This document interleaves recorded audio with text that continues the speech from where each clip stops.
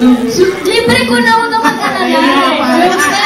Pare, ito na kami. May usapan tayo, di ba na? Let's go, friends! Pare.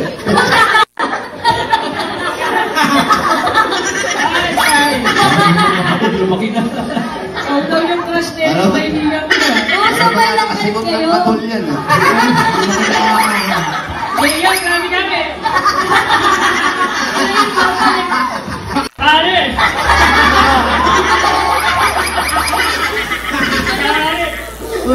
Jowa ako to eh. Tropa. Ano ba pare? Tol, napakarong timing niyo naman tol eh. Bakit? Anong bago pare? Nakita ko yung crush mo ngayon eh. Nagbago ng isip ko tol. Bukas na lang tayo. Galit yung baka. Kaya po kalis. Bukas na lang tayo tol. Kasi moment ko na gawin mo yung crush eh. Jowa ko ano pursue? Diba? God! Hindi na naman. Welcome back mga kaaldab. Ito na naman po ang inyong lingkod, si Mr. Destiny. At magbibigay po tayo ng pinakamainit na update po ngayon sa social media mga kaaldab. Nakakatuwa naman po, no? Mga kaaldab na talaga naman pong pinag-uusapan at pinagpepiestahan ngayon si Mengay sa EAT. Yan ang sinasabi natin na kapag nandyan si Mengay talaga nagte-trending po siya. Di po ba? Ganyan po kalakas si Mengay pagdating po sa social media. Kaya nga po nagtataka tayo na hindi man lang po nagbibigay ng mga kaganapan. Kung bumoto na nga po ba o hindi, di po ba? Tapos may post na naman nga po sa social media si Congressman Spotted, hindi naman po kasama si Mengay, di po ba? Pero kaya na sinabi ko, may kanya-kanya tayong pananaw at opinion dito naman po sa channel ni Mr. Destiny. Kung ano lang po yung latest, kung ano po yung trending, yan lang naman po yung pinag-uusapan natin, di po ba? Taliwas po sa mga sinasabi po nila. Kaya nga po ang daming nagre-react, ang daming nagko-komento, keso ganito, keso ganon. Wala lang po silang magawa. Di po ba? Sabi ko nga kapag ka nasa EAT si Mengay, iba po yung main Polkerson na mapapanood ninyo. Iba pong main Polkerson ang makikita po ninyo. Yun talagang galawan. Di po ba na talagang kaya niyang i-handle ang isang sitwasyon na kung saan talagang nabubuhay po ni Mengay yung karakter niya. Yung tipong napapaisip yung iba, paano nga po ba ito nagagawa ni Mengay? Napakahusay niya, talagang bigay na bigay, di po ba? Samantalang si Atasha at si Miles talagang hindi masasabi natin na ang layo, di po ba? Although sabihin natin baguhan pa lang po sila, pero syempre kailangan mo ng sumabay, kailangan mo ng magpakitang gilas, di po ba? Yung gilas na kaya mong tapatan yung gagawin ni Mengay o kaya mong higitan yung ginagawa ni Main Polkerson, di po ba? Sinasabi ko lang po ito para po sa kaalaman ng lahat, lalo na po sa channel ni Mr. Destiny, di po ba? Dito naman po sa channel ni Mr. Destiny, updated po kayo. Pero bago tayo magsimula at bago tayo magtuloy sa ating pinakamainit na update po ngayon, kung bago ka lang sa channel na to at isa kang true-blooded Aldab Nation na nagmamahal po kila Mengay at Isoy,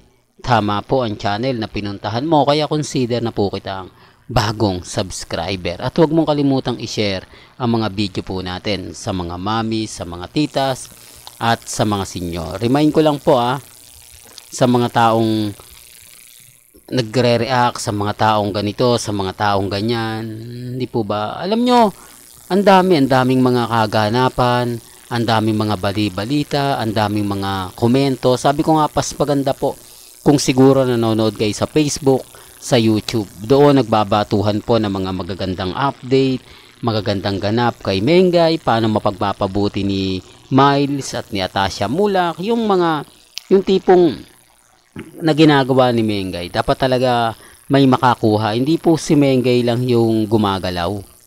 Kasi kapag nag-react na si Mengay, hindi na po sila makapunch eh. Hindi na sila makapagbigay ng maganda. Hindi po ba? Sabi ko nga po sa inyo, kaya kita nyo, boses ni Jose Manalo yung naririnig nyo. Boses boses niya lang yung tipong laging nagre-react. Di po ba? Ganyan niya ka alam ang gagawin ni Mengay. Kaya nga po gustong gusto siya ng TVJ. Kaya nga po maraming mga dabber gods. Ang pagwala si Mengay parang kulang. Kapag wala si Mengay parang iba ang dating. Di po ba? Sinasabi ko lang po ito para po sa kaalaman ng lahat. Ha?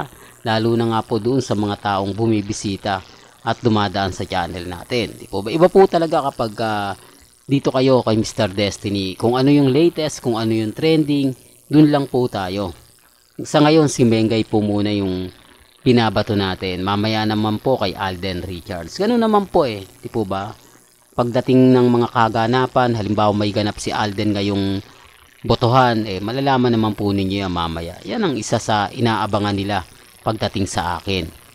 Di po ba? Alam nyo naman po na maya-maya lang may update na agad-agad tayo kay Richard Polkerson. At inilabas na nga po yung kanyang trailer o yung trailer ng movie nila Sharon Cuneta, Alden Richards na a mother o kumbaga a mother and son story.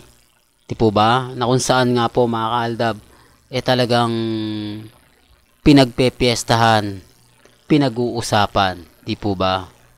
Ako mga kaaldab, sabi ko nga po sa inyo dito po sa channel ni Mr. Destiny, pagdating po kay Alden, updated tayo. Pagdating kay Mengay, updated po tayo. Sa Armain, hindi tayo updated yan. Pinag-uusapan lang yan kapag may mga issue. Pero kapag walang issue, wala naman pong update ang Armain Di po ba? Tama naman po yung sinabi ko kanina. May post si Congressman Spotted na akala ko kasama niya si Mengay. Wala Somatic na yan, di po ba? Although sinasabi ng iba na dapat sabay silang bumoto. Dapat sabay silang umalis, di po ba? Para ipapakita na eto kami, boboto kami di po ba? Pero walang ganap na ganoon. Walang ganap na may mangyayaring pagboto basta nag-post lang si Congressman Spotted tapos si Mengay wala na, di po ba? Yung pala nandito na sa EAT. May mga bagay-bagay na mapapaisip po kayo. Totoo nga po bang magkasama sila? O gawa-gawa lang ito?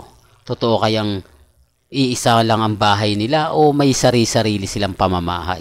Po ba? Yan ang sinasabi ko mga kaaldab. Dito po, talaga naman pong pinag-uusapan natin yan. Bagkus maliit lang yan, sinasabi ng iba, dilulo lang yan si Mr. Destiny. Pero kahit pa paano mapapaisip naman po kayo, di po ba? Sa mga sinasabi ko, hindi naman po tayo namimilit. Pero pansinin nyo, real talk, halatang hindi sila magkasama sa iisang bobong. Well, may kanya-kanya tayong pananaw at opinion. Well, hanggang dito na lang po yung updates natin mga kaaldab. Kaya kung gusto nyo pa po ng pinaka-latest at sariwang update, abay tumutok lang po kayo dito sa channel ni Mr. Destiny para updated po kayo sa mga latest at sa mga bagong video po na ilalabas po natin maya-maya lang. Hanggang sa muli, salamat po sa panonood at pakikinig.